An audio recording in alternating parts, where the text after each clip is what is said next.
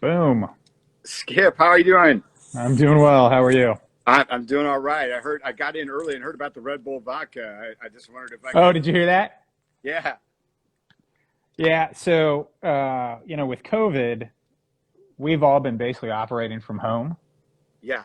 And basically, I was sitting down with a couple of our staff, and we were basically talking about how do we feel like everybody is doing, right?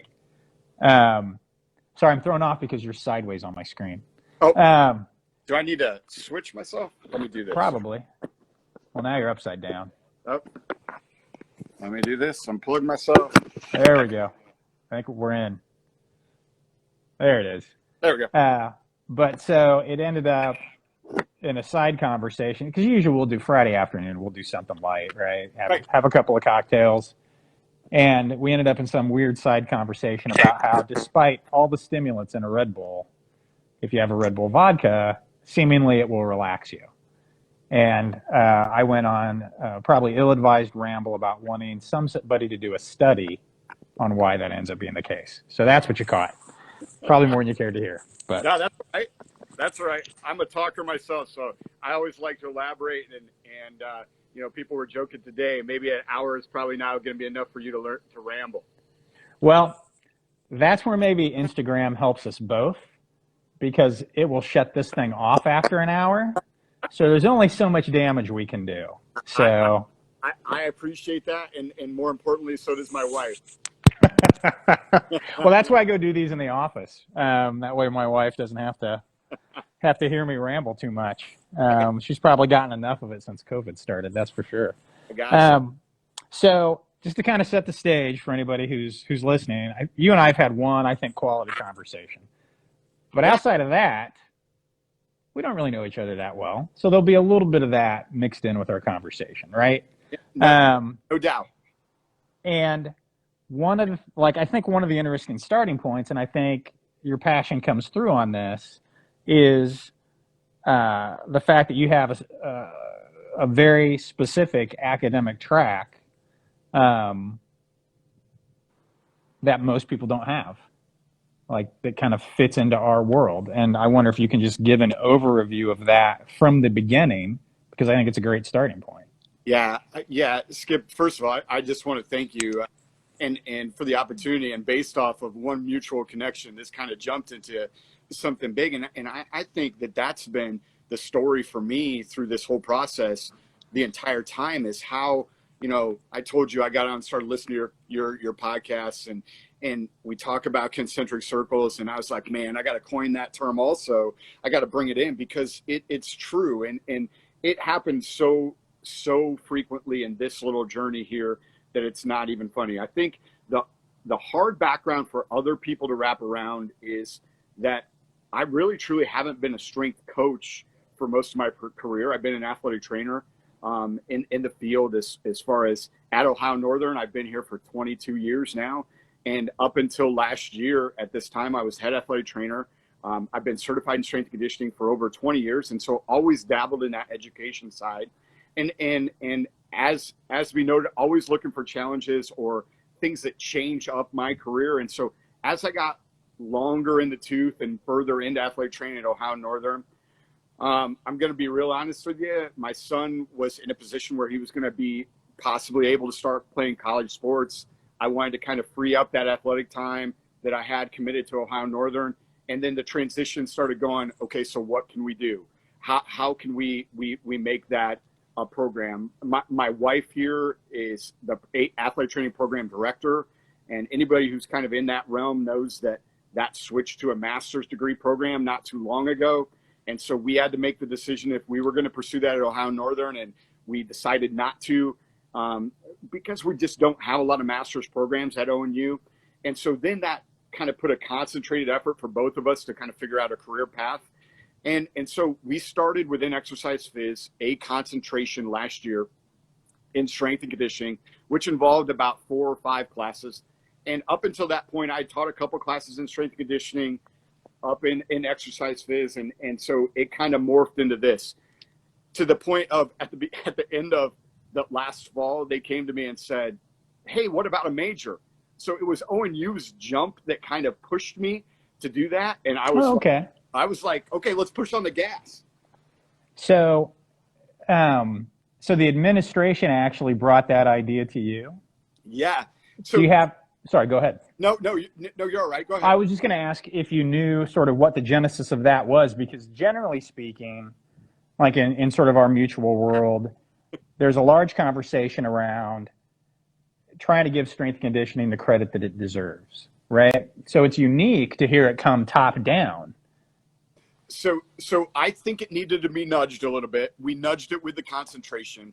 And then as my position kind of changed and went from kind of a half staff, half education role, then they saw a need probably to fill that gap a little bit more when they were taking a part of it away and adding this. And so when they came to us, it was based off of some projections because, as you know, athletic training and upper ed in general is kind of hitting this kind of financial hardship, so to speak. And so we kind of got ahead of that as a university early and made some conscious decisions. Well, when we bring in these outside firms to kind of look at where we need to invest or we need to go, one of the growth areas they talked about was exercise science, strength and conditioning. So the timing of it was great for us.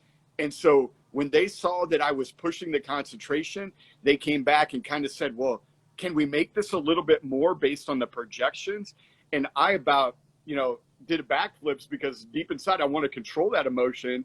But in the same sense, I'm like, absolutely. When do you want me to start? So last spring it was with the proposal, going forward with the proposal.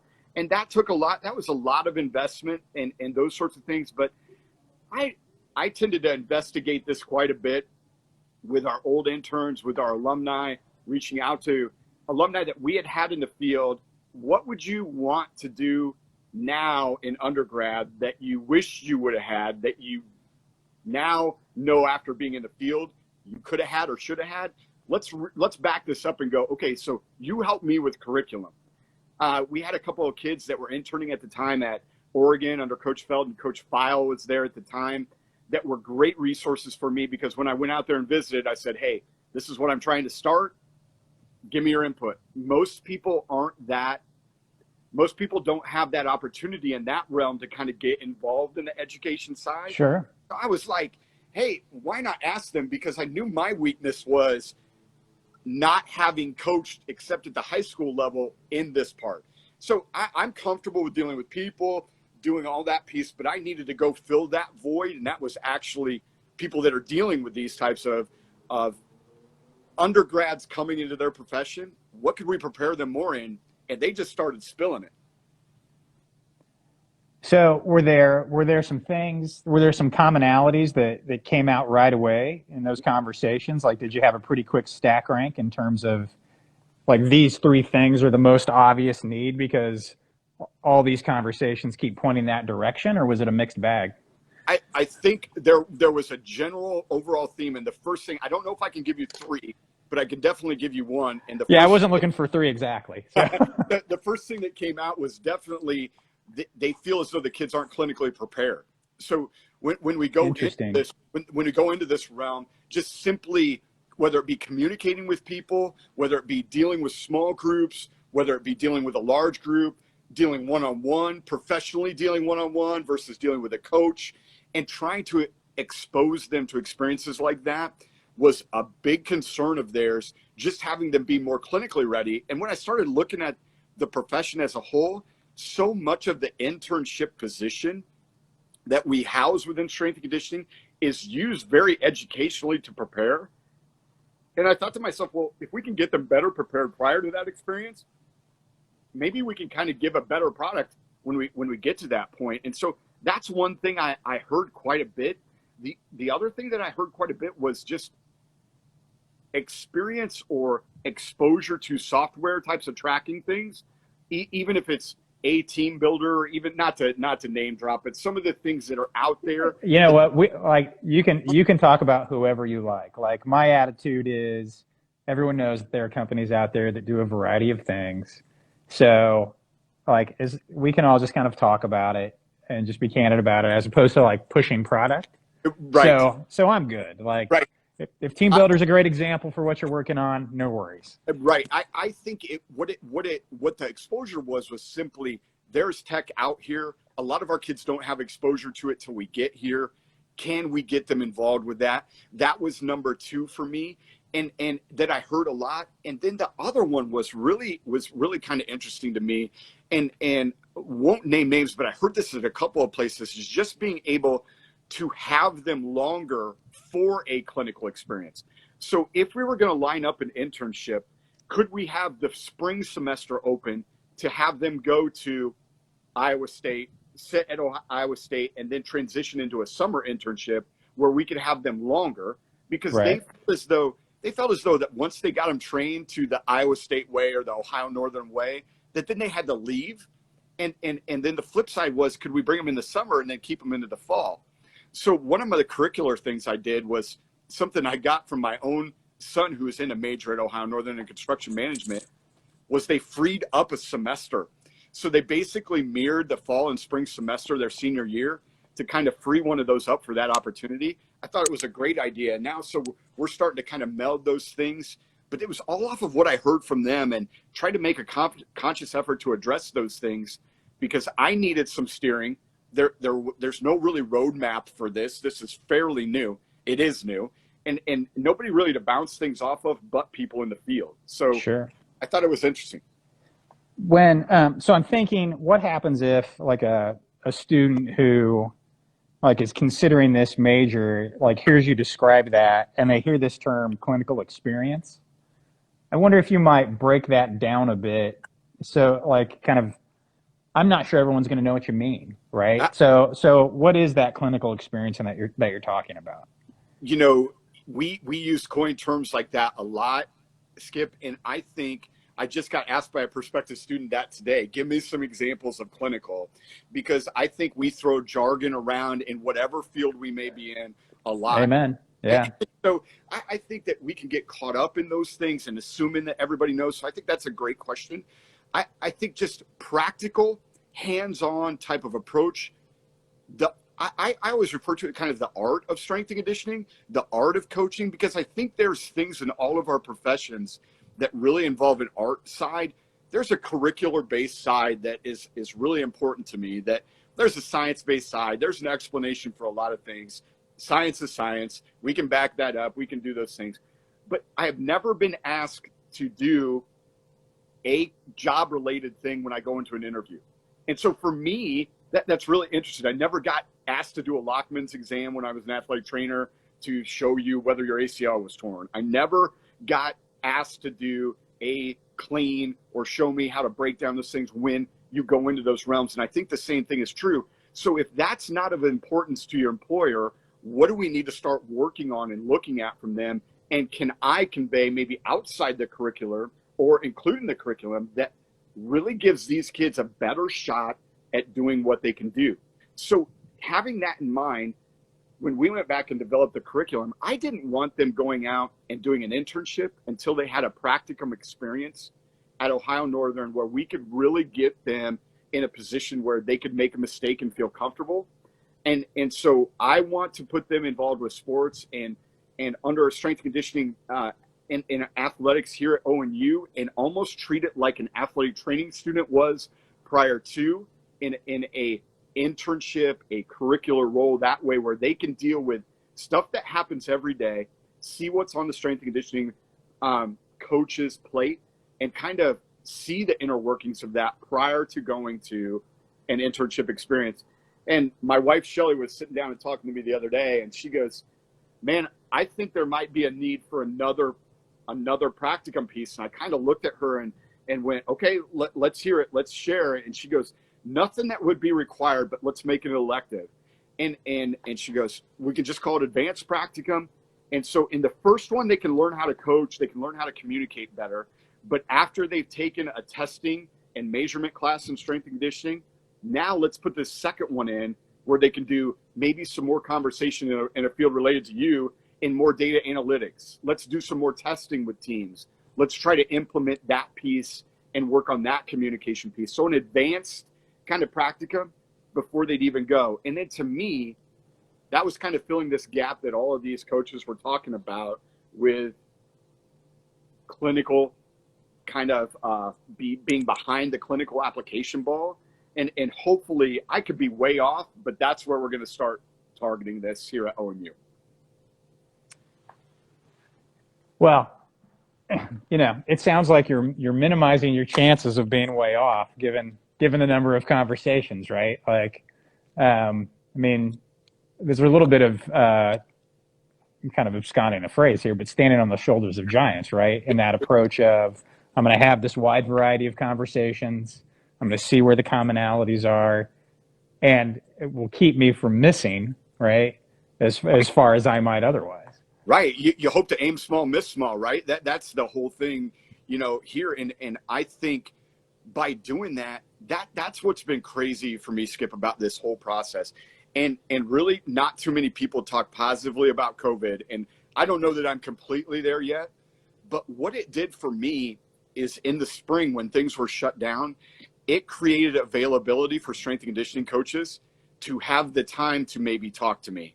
And I think we've heard that as a kind of a common theme, and you may have experienced this a little bit with your own podcast. But when I would reach out to people now, Skip, I was getting an hour and a half, hour individual conversations with these coaches. And then you were starting to connect the dots with people that you knew, back to, again, your circles comment. And then the conversation just went longer. And to me too, a lot of these coaches, it amazes me how much of a D3 connection they have. Maybe if they attended a Division III, they played football. Coach Corella at Georgia Tech played right at Defiance College, which is right up the road from us. And Coach Day, all these coaches that I can go down. And as I was watching their podcasts and stuff, or listening, I was like, wait a minute, where are these guys from? They're giving a lot of D3 type of references.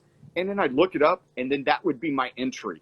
So I just enter with that. Hey, we're trying to start something, and here we go. Once I felt comfortable with my university contacts, I felt a really deficiency in my high school contacts, and especially in the state of Ohio. High school strength and conditioning is really big. And so I wanted to be able to place and help those kids that were in our program, but help strength and conditioning coaches and kind of get my name in the door with those guys so they could help me, again, with input, with education on my side, kind of getting this started. So one night I'm sitting home during COVID, and Twitter blasts National High School Strength and Conditioning Coaches meeting for Ohio, Zoom meeting. And so I contacted the person on a cold call, and I said, hey, Coach Christinger, do you mind letting me in?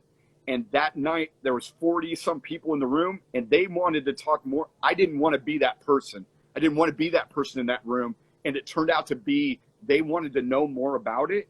And I've created now links in that environment that they're asking me for information. And believe me, at this point, I think it should be the other way around, but I'm happy and obliged to kind of take their questions. But I more appreciate their input, and will appreciate it even more once we start placing kids in their environments and they get feedback to what we need to change and what we need to keep working on. As you and Coach McKeefer had that conversation on permanent beta, right? Always changing. And I think if you're ever comfortable, then you better start looking around, because somebody's going to pass you up. Well, yeah, amen to that. I'm curious. So as you're reaching in to the high school level and having conversations in Ohio, are you already seeing sort of a reciprocal effect where that's creating student athlete interest in the program as well? So this major literally got approved. I was looking back. It's not even 4 months old. So that's wow. I didn't realize it was that new. That's the crazy thing about this. So I am very grateful. We have 6 majors in this year's class already with really no marketing. Okay. And with it being such a niche, I think it's pretty specific. I'm not going to lie. That's a concern. So I think kind of getting that message out is important. But yes, with high school recruits coming to the university, it has always been an interest. And so my goal kind of going forward with this was I needed to get some tech in place and some things that the kids were going to use in the concentration currently, my juniors and seniors, hey, this is going to be something that really exposes them. What can I finish their career out here with education?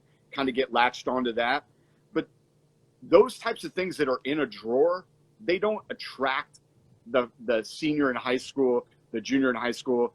A couple of my vendors put it, they need some eye candy, some eye swag in that realm. And so when you're able to talk to a kid that's interested in strength and conditioning, now in a dedicated lab classroom like we're developing there with a rack in the front, and now you have these electronics that are out there. You can show video of your kids working with a couple football players the other day for 2 hours in an open lab situation. When you can show that, then you can start to link, this is clinical application. This is practical application. And they're sitting there and they're listening to what you're saying. And I can have the best group of people around me in the world, and I think I do. But unless you have things that they see with their eyes, it's hard for this age group to really buy into that. And so I think it was important getting that start. And so now we're in a grade dungeon type racquetball room, painted area with some pretty cool equipment. And as far as I could go monetarily, and that's getting painted over break. And I can't wait to come back when it's new and then just continue to build on that, because it's pretty cool. I leave the door open all day long, Skip. I have things running up on the TV monitor in there that it's right next door to a indoor golf simulator that we have at Northern. And everybody stops at the golf simulator. I want people to start, even people that aren't interested in our major, to start looking in there and going, wait a minute, what's going on? Taking a peek. Something interesting is going on in there. Yes. What is going on? Like the zoo.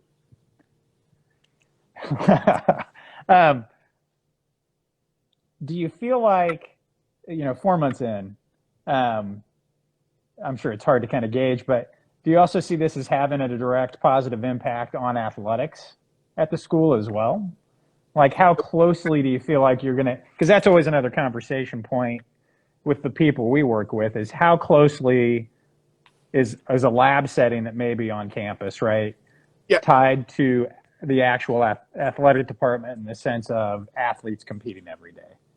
So the interesting thing about Northern at this point was when we were going forward with the concentration, at the same time we were going forward with a head strength and conditioning coach, because before it had always been a part-time position.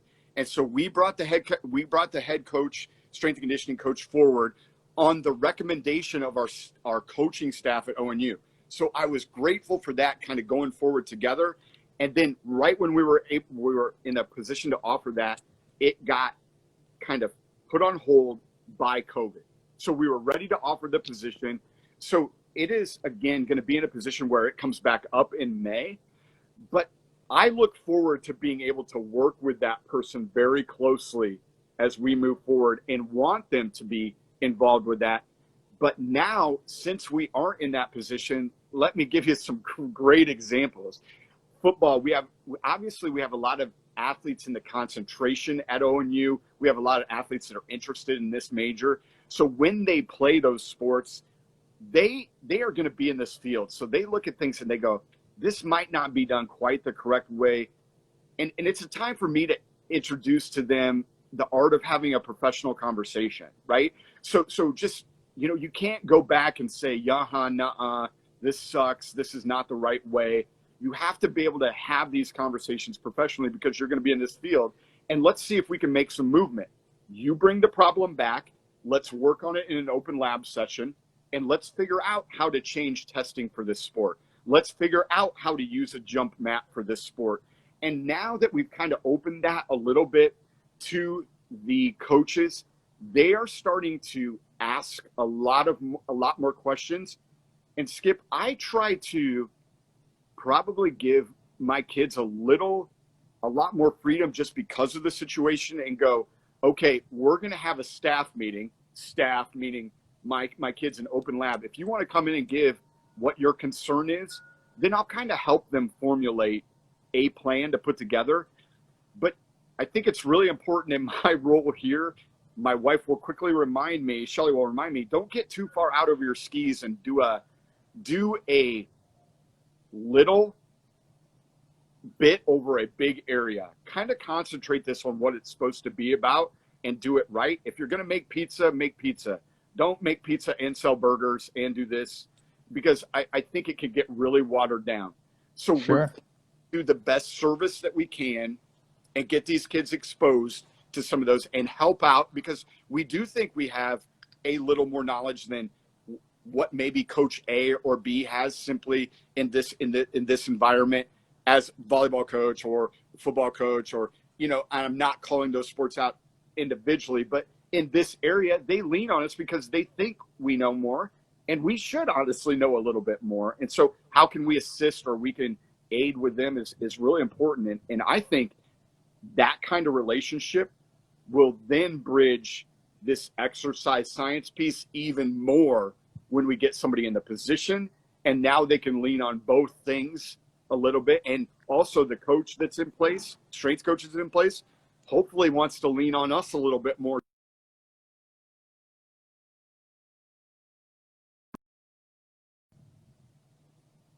Piece that I used to have to do, you'd really do your job as athletic training, and you'd also teach your job how to do athletic training. So I think that those are things that can be bridged in this side too. And I see the two professions kind of paralleling themselves a little bit. And I feel as though strength and conditioning is kind of where athletic training was when I first got into it. And I feel it kind of gives me a little bit of an advantage going through to give this realm. And this is weird. This is something that just kind of popped up. One of the biggest struggles for me initially, Skip, when I was going to these places was, what do you do again?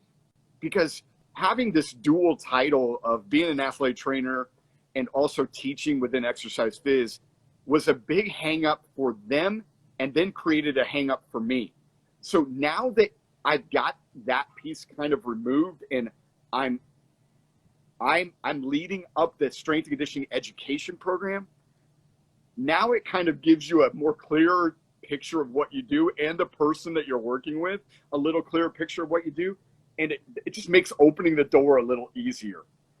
Can you talk about that, as you describe it, that hang up a little bit more? Because I think you've touched on something that is a conversation point for a lot of the people that we work with, and a lot of the people I assume that you're having the conversation which is oftentimes there is not the easiest relationship between athletic training and strength and conditioning.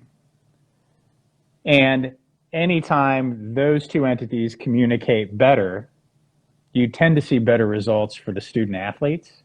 And I just wonder, when you talk about that as a hang up, what that process was like for you, because, as described, you kind of have a foot on each side, right? And then are removing the concept of there being two sides to some degree. So how is that all sort of flushed out for you as you worked on it? Well, first of all, I think anything in athletics, as I've grown to know, is really territorial. So it doesn't matter. There's a few alphas in the room at any No given kidding, time. right? So yeah. We love that. In fact, I would describe myself as that. But at some points during the day, you're the lead pack wolf, and at other points during the day, you're not. And you have to kind of know when you're that person and when you're not, and when you know your role at different points in the day, which I think is such a unique thing to both strength and conditioning and athletic training, that it really helps that relationship out of time. I will tell you this. I think when I was an athletic trainer, one of the biggest things that I gave, because I used to work with football, and Coach Paul, our head football coach now, would always give me a chance to talk to freshmen coming in. And one of the biggest things that I would say to them is, here's the deal. I don't care what your relationship was with your athletic trainer in the past, good, bad, indifferent. I can tell you, I want that all wiped away. And what we're going to do is we're going to start anew. I can tell you right now that Coach Paul and I talk every day. We have a very good relationship. We have a very good working relationship. And that's the way you need to start this. So if you had a bad experience with somebody else, please don't start me out on that page, because I'm not necessarily in that group. And I'm not here to listen to you judge who you had before, or make that reference to who you had before. It's we're starting anew, and let's give me a chance to make a mistake. And I think that's with everyone that we get into. And all I can do to improve that relationship is continue to foster a communication between strength and conditioning coaches and athletic trainers. And because I have a foot in both, talk to them about the importance of, hey, this person to you and this person to you, and make sure that they understand that sometimes you're supposed to talk and sometimes you're supposed to listen, and sometimes you're going to be the smartest one, and sometimes you don't need to be the smartest one. And I think that's the biggest thing, whether you're communicating with, I don't care, with anyone. I think the art of this, and probably the biggest thing I've had to work on, Skip, is just shutting up. It's hard sometimes just to not, you get so excited about this stuff, and I get so fired up about this stuff that when I'm in meetings and want to share that with people, I just got to shut up sometimes and listen. And that's one of those things I've really been prone to work on. But I think simple communication, don't take anything for granted. I do that in the classroom. I tell our kids all the time, I can learn as much from you as you can learn from me. And if you give them vulnerability and show them that you can make mistakes, I think they buy in a ton more. Well, so first of all, I find it fascinating. I think it's a great approach to get ahead of it like that, right? And so it reminds me of a conversation that Pat Ivey and I were having. I mean, I'm probably making this a little too simple, but you sort of are asking your student athletes to in a way, not think so much about the title, but think people first. Like, they're giving you a chance, right, as a person with that role, to do right by them. No question. Is that a fair way to summarize it, right? Absolutely. And when they can then exchange or give you the benefit of that doubt, what a nice starting point. No question. Judge me on personal power, not positional power. I think that that's really important. And I think, I just got done talking about that this morning with our kids. And I think there's a lot of authority and stuff that comes with being the head athletic trainer or being the head strength coach. But that doesn't necessarily give me respect and those things with the people. It's the combination of the two. And until we can kind of break our own personal barriers as far as building that wall that I'm not going to listen to AT or I'm not going to listen to S&C, because you've seen it, I'm sure, Skip, where you go to places when it works, and it works great. It's just one of those things that you wish you wouldn't have to see or have to talk about, but the reality is it is. And I think as we do more stuff like this and we introduce more people into the profession, that will continue to grow. Oh, I think you're 100% correct. And I mean, to be fair, I feel like we as EliteForm are pretty lucky in that we almost hear these stories about how departments interact, but then when I see how the folks we work with their counterparts, like, I don't see a lot of that animosity or that rift that gets described. And so, it could just be, awareness creates an opportunity for us all to get better, right? Right. And clearly they're aware of it because it's a conversation point, and maybe we're just sort of lucky enough to encounter all these great teams of people who are not. I mean, really, at the end of the day, almost everyone we work with just is always going to circle back to the athlete. Right. Right. So, like, when EliteForm first started, we had this concept of the wheel, and at the center was the athlete. And then we just had, what are all the touch points around that? And I feel like I came away from our first conversation thinking, what you're doing at Northern is another step in sort of making sure all of those dots are well connected, like around training and performance. Because there has previously not really been an S&C curriculum that a lot of people can go into. It's usually learned by apprenticeship in many ways. But athletic training, obviously, the closer that's moved to medical, and tell me if you agree, the less it has been the case that it's been apprenticeship. It's been more traditional academia and how you'd move through that process. Is that fair? Yeah, I would absolutely think, I would absolutely agree with that. And, you can even look at our kids' clinical experiences in athletic training being, 6 experiences, one being at a PT clinic, one being with an equipment intensive sport, is almost like a residency program as they're going through getting used to, if you're going to use the medical model as that is used. And that's why I think it works. I think it's there. And that's why I'm just kind of giving that a practicum name, because I think it fits in strength and conditioning, and giving them an opportunity to see how a coach, a ball coach and a strength coach interact. Give them an opportunity to see how the head athletic trainer or the sport athletic trainer and the coach interact. How can it be done? How in some cases, I think, how shouldn't it be done? I think there's opportunities out there, and I try to tell my kids this all the time. You may be put in a super crappy position, but I tell you what, I've been put in some pretty crappy positions before that I think I learned more from those.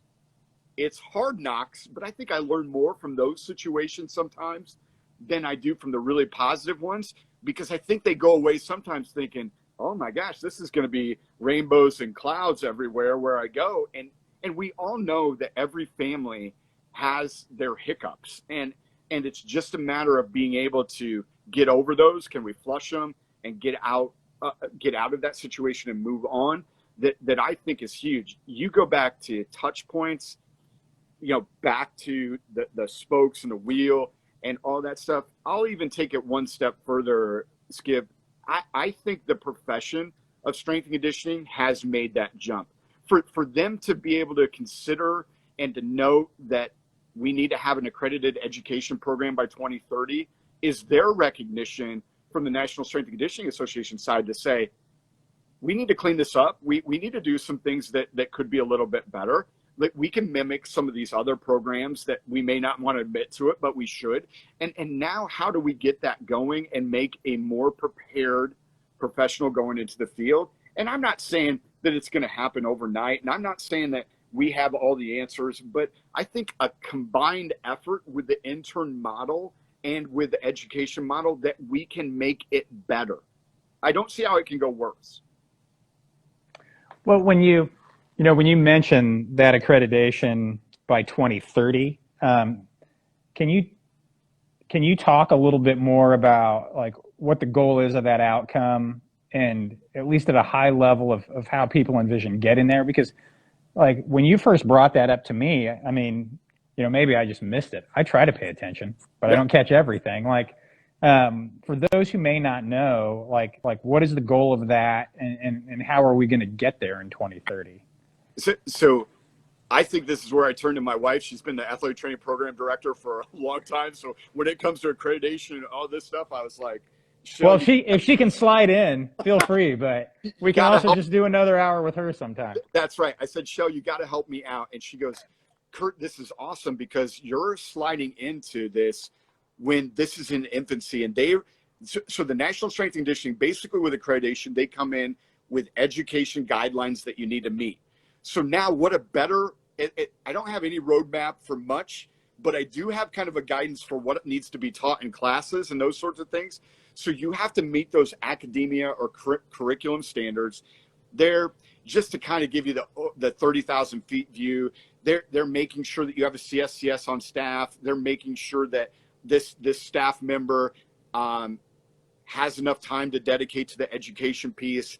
If you have more if you have an accreditation interest, then you're going to have a prof within that's CSCS, and also a director that's CSCS, because you're going to have to give them a break. And I think the whole thing is in this, Skip, like athletic training, is we want to put out a consistent product. And so I think their goal here is to, if we can reform some consistency in the undergrad preparation or the curricular preparation, that then we're a little more apt to be able to understand what the product should be at first year or after that graduation year from undergrad. And there's a little more consistency with what I can expect. Because before, you had first aid, you had CPR. It didn't really matter what your major was. You could take the CSCS and go from that route. So I went to a couple of these places, and we'd have exercise phys kids there interning, but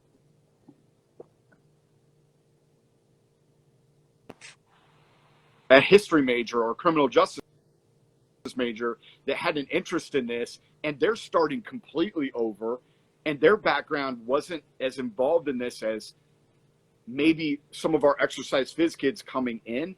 And not that it gave them a heads up on the strength piece, but it definitely gave them a heads up on the background, the physiology of that. And I think just a more consistent product coming out. They know what to expect. Here's the rules you need to play by. And if you're not doing it this way, then you're not gonna qualify for this. They're taking in 6 accreditation pieces this year. So schools, they're only taking in 6, which I think is a good move on their part, where they're looking at accrediting 6 programs this year. I can't tell you right now what 6 have applied or anything, because as a university, ONU, I think, is going to make me prove myself a little bit with that I can make this work. And quite honestly, I think I want to put the program through at least one ring of classes before I pursue that. So that's a 2 or 3 year goal for me. And Okay. at earliest, maybe next year, for me to pursue that in the fall. But that's where I'm going with that. And it's been a lot of help with people that have been from accredited programs that are really close to me, to kind of help lay out the framework. So it's laid out like an accredited program is going to be looked at. And I think it will make it easier when we go through the process.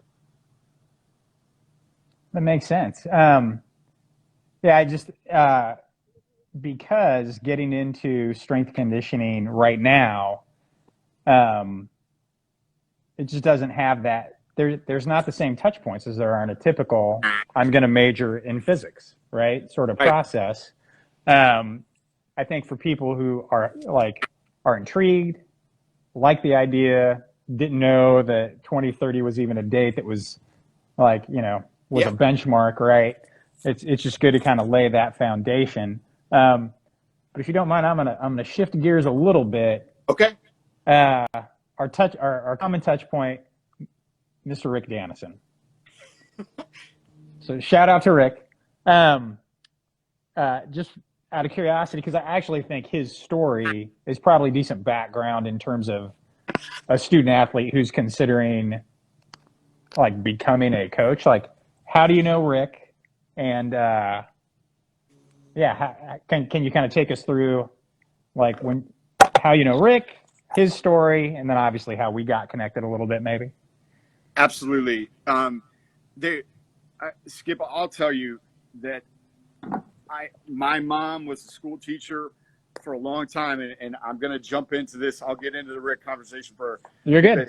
She preached to me that you better treat people the right way, because you never know when it's going to come back and help you in this case. And this could be a no better example throughout than anything. I was Rick's athletic trainer for when he played football here, and Rick has the type of personality that you want to get to know, and you want to get to know in a hurry. He's very, approachable in those situations. But I would describe Rick as, and I got to know him in football before I actually had him in class. One of the most dedicated football kids to the game that I've ever met in my life. And I've never seen a kid that could be so different in different aspects than Rick Danison. And I mean that totally positive. When he was on the football field, you were really glad he was on your team. When he was in the room, you expected that. In the classroom, you expected that to be Rick, and that wasn't even close to who Rick was. So I like to think that sometimes he plays this coy, I'm not really as smart as you think I am card a lot of times. And that is by far the furthest thing from the truth with Rick Danison. And so there's a couple of big moments in athletics that I will remember. I've worked with the Indianapolis Colts as an athletic trainer before. I've been at the Division I level before, and I can still tell you to this day, one of the best things was when we beat Mount Union and broke their streak of 110 conference game wins, and Rick was a part of that team. And there are a lot of kids from that team still to this day that I have really good friendships with. And I think the important part was for me, as I preach to our kids all the time, those things started with respect. Those things didn't start with a friendship. Those things start with respect and then later on mold into friendship. And it can't happen the other way around, or it just doesn't go well. It has to happen that way. And it's happened that way for me, where there's another kid on that team recently that just asked me to be a godparent of one of their children. And I could not tell you how honored and humbled I was about that. And then when these kids, I call them kids still, Skip, it makes me feel that when they go out in the profession and then they are able to give back to the profession like you knew they could and like you knew they would someday, I could be so proud. They make me so proud, and I couldn't shout out enough to them, and in those situations, and just to note that I had a little bit of piece in that. It's awesome. And when you call me and say, "Hey, let's cut to the chase," Rick Danison had nothing but really good things to say about you, I swell up with pride. I can't tell you. Well, yeah. I think that goes back to that people first. Like, again, I'm reminded a little bit of my conversation with Pat Ivey, like the idea of people first, right? And then how those respectful relationships not just grow, but they just maintain themselves in a way that almost takes very little effort. Right. Like, one of the, you were talking about there have been some positives to COVID, and how you're able to have these longer conversations with coaches. And I would echo that. And some of the things you're saying are really resonating in that. Like, sometimes I would have a conversation with a coach that we've worked with for an extended period of time. And yes, technically from a business standpoint, they're clients, but like you gain respect for them, they become friends. And I just realized I've just sort of, as EliteForm has grown, I've just missed catching up with people. Yeah. I've missed like being able to have the time to not just say, "Hey, okay, can we tease out time to peak, right? Like out of this graph?" Sure, we can, right? Those are a lot of those conversations, and I was missing out on, hey, how's the family, right? Right. And not just the quick brushstroke, but the legitimate. Well, here's what's really going on, like the extra 10 minutes, right? Where. Please go ahead. I think that's crazy that you say that, because I just talked this last week about when you ask somebody how they're doing, really ask them how they're doing and stop and listen. Because if you don't mean it, don't be the person who walks down the hall and says, "How you doing?" and you go, "Thank you." You answer the wrong question because you don't even know really what they said. Yeah, well said. I think that's such a skill that we shouldn't need to teach, but we need to teach. We need to teach, and we need to do. And if you can't do those things, then so be it. I was talking to the track coach, earlier this week, and he said, "Kurt, there's so many things that we learn at the bar, or we go to these conferences, and we will learn so much more, maybe having a conversation over supper or over a drink, that may be exposed or get you involved in a relationship that I think is so important." And that's what I'm missing. And so if this takes the place of that, so be it. But I also think in this profession that we need to take lead for these young professionals and go, if I'm at a conference and I run into Skip Cronin, then I need to take that senior undergrad student and go, "You know what? This is Tanner. This is Cole. This is Skip Cronin from Elite," and invite them into that circle. And I told them that I learned that from people that in my profession that were good. They could have kept me out of that circle. They could have done that, but they didn't. And it allowed me then to get involved in that in some sort of way, or at least be able to strike up a conversation next time with them. And I think the good ones then start to include the younger ones in their little casual conversation just as they go. And I think that's so huge. Well, when it's done well, and it sounds like you would agree, that's a mentorship in and of itself. Like, that's a practicum in and of itself. Because, in so many ways, when we do try to structure things, it doesn't allow us like enough range to cover these little contextual cues, right? That just come up in a natural conversation. And even if you're doing your best in a coaching moment, 45 minutes in a weight room, right, trying to get teams in and out, maybe it's not possible. But I mean, that's where I don't know if people joke about. I'm sure you're going to show my age. I don't know if people joke about the water cooler anymore, right? Right. And talking around the water cooler, but there was some truth to those being valuable conversations.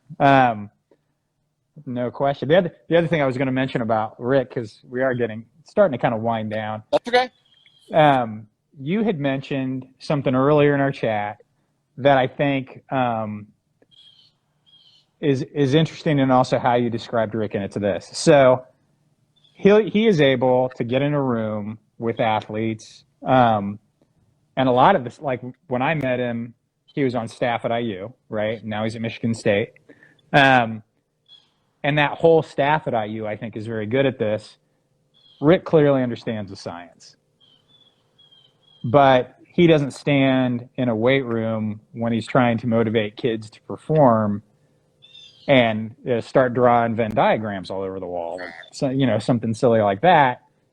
He knows, I think this is an Einstein quote that I'm going to paraphrase. He knows his material so well that he's able to explain it simply and in context in those moments. And like whatever he learned from you and like his route through coaching, it's very clear that he's able to combine those things, and yet still somehow, and I think Coach Feld kind of fits into this realm as well, they may look the part, so to speak. There may be that image, but the background is there, the solid science is there. They're just putting it forward in a way that works really well in that environment. I couldn't agree with you more. I couldn't agree with you more. And it means a lot that you see that, because I try to portray that it doesn't matter. You've got to know who you're talking to when you're having conversations. You've got to be able to, when we're having a conversation, I've got to be able to talk science with certain people. I've got to be able to do that. When you're having conversations with other people, they don't care about the science. They just want to know what they need to do, reps and sets. They want to know how to get there. When do I get out? How is this going to make me faster? I trust that you're this person. And I think that is what upper level learning is for me. It's not about teaching you what's in the textbook. You should read what's in the textbook. And I tell our kids this, if I had to go back and do it all over again, I would have paid much more attention to reading with the syllabus, because I would have been able then to tie it to what the teacher was saying much better.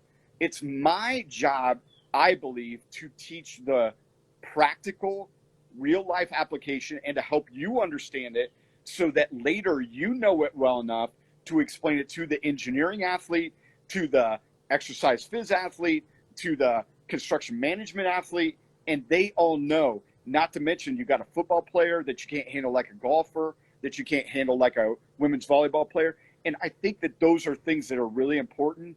And so if you'd ask most of my kids, they will tell you I'm the king of stupid analogies, probably to a fault. But you know what? Now I want to know one. Now I want to know, like, what was the last stupid analogy?